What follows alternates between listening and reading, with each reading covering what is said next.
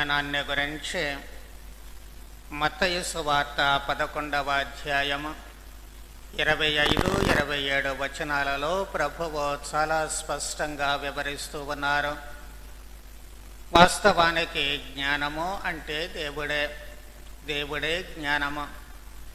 ఈ జ్ఞానాన్ని దేవుడు ఇస్తే తప్ప మనము సరైనటువంటి జ్ఞానాన్ని పొందలేము అన్నటువంటిది ప్రభువు ఇక్కడ స్పష్టం చేస్తూ ఉన్నారు. ప్రభువు చెప్పిన మాటలను కొంచెము జాగ్రత్తగా గమనిస్తే విజ్ఞులకు, వివేకవంతులకు వీనిని మరుగుపరచి పసిబిడ్డలకు బయలుపరచితివే కనుక నిన్ను స్తుతించుచున్నాను.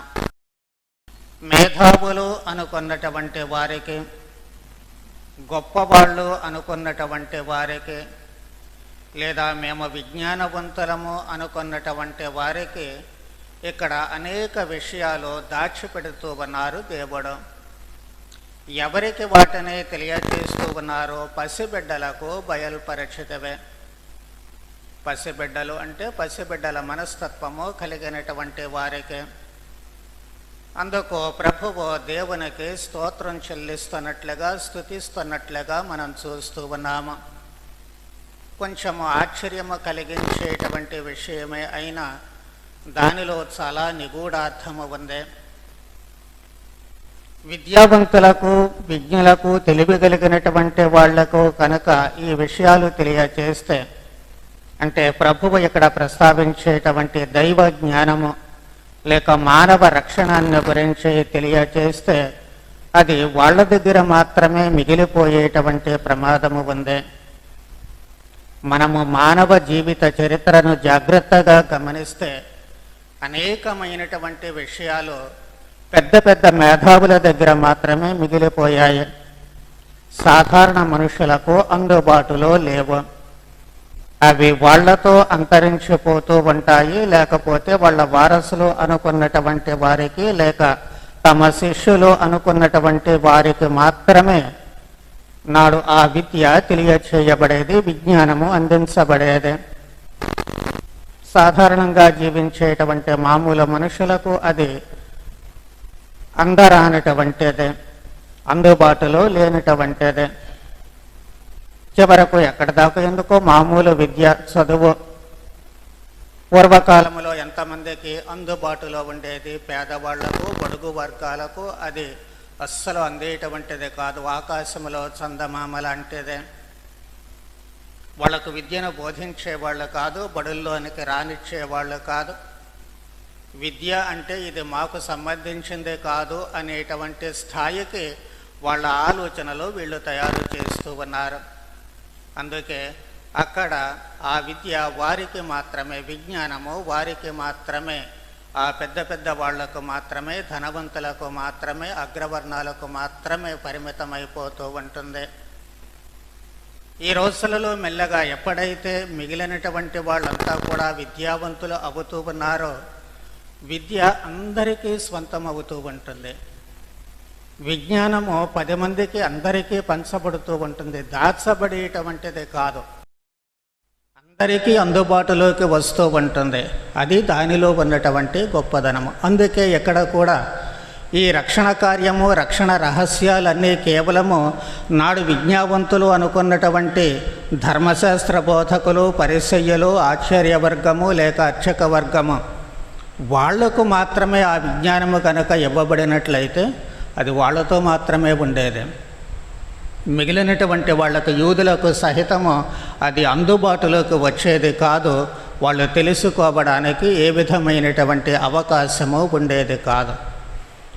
అందుకే ప్రభువు తాను ఎన్నుకున్నటువంటి 12 మంది శిష్యులు కూడా పెద్ద పెద్ద విద్యావంతులేమీ కాదు. ఒకళ్ళిద్దరు విద్యావంతులు ఉన్నప్పటికీ కూడా ఎక్కువ మందిని పామరులను ఎన్నుకుంటూ ఉన్నారు. ఎందుకు అంటే వీళ్ళైతే తమ దగ్గర దాచుకోరు, దాన్ని 10 మందికి పంచిపెడతారు. అందుకే ప్రభువు ఈ మాటలు చెప్పినటువంటి సందర్భాన్ని కూడా మనం గమనించినట్లయితే లూకాసు వార్త 10వ అధ్యాయములో మనము గమనిస్తే శిష్యులను బయటికి పంపిన తర్వాత వాళ్ళు బోధించి తిరిగి వచ్చి చాలా సంతోషముతో చెబుతూ ఉంటారు. పిశాచాలు మా మాట విన్నాయి అండి, అని చెప్పి వాళ్ళు ఎంతో ఆనందంతో చెబుతూ ఉంటారు. ఆ సందర్భంలో ప్రభువు ఈ మాటలు చెబుతూ ఉన్నారు. అంటే వీళ్ళు తమకు వసగబడినటువంటి ఆ జ్ఞానాన్ని దాచుకోలేదో అందరికీ పంచిపెడుతూ ఉన్నారు.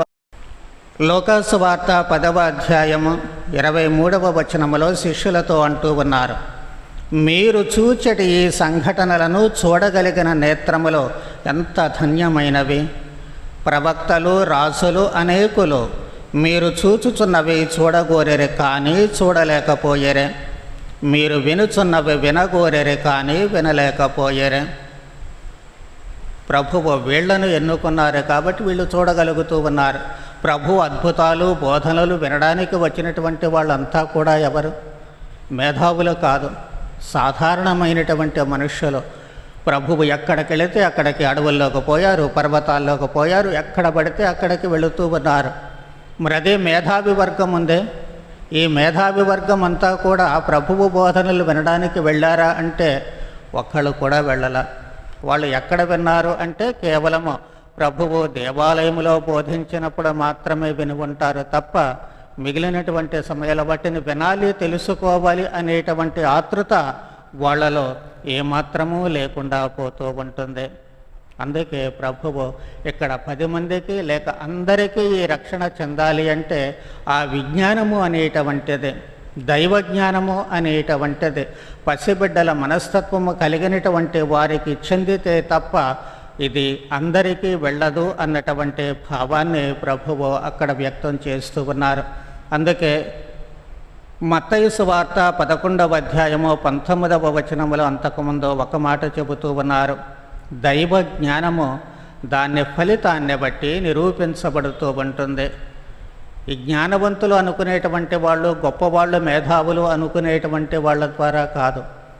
అది చిన్నవాళ్లే కానీ పెద్దవాళ్లే కానీ వాళ్ళు చేసినటువంటి పని ఫలితము ఉంటుంది, దాని ద్వారా అది నిరూపించబడుతూ ఉంటుంది.